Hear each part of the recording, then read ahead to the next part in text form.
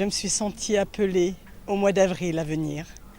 Je n'avais jamais imaginé venir à Fatima parce que j'ai beaucoup de sanctuaires en France d'apparition mariale que je fréquente et que j'apprécie.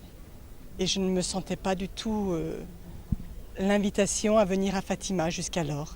Et en avril, lorsque j'ai appris que le pape François venait au mois de mai pour le premier anniversaire du centenaire, j'ai senti comme un appel à venir, mais moi, pour le dernier, pour celui du 13 octobre. Et je suis partie le jour de la fête des Saints-Anges, le 2 octobre, de France. D'abord pour Lisbonne, et ensuite je suis venue ici, seule, en espérant entendre parfois, ou participer, disons, à des célébrations eucharistiques en français.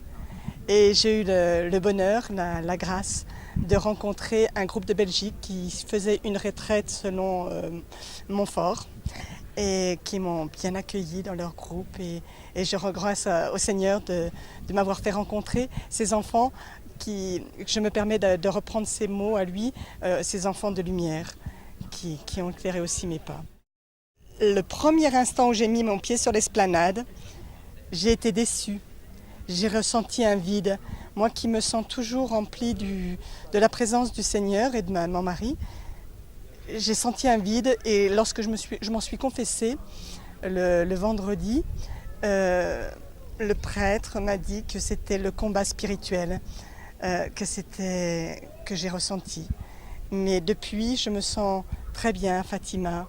J'ai peur un peu de la foule. Et samedi soir, nous étions nombreux sur l'esplanade à prier la Vierge en faisant la procession au flambeau. Et j'ai ressenti cette paix, cette convivialité entre tous les pèlerins qui cheminent derrière la Vierge.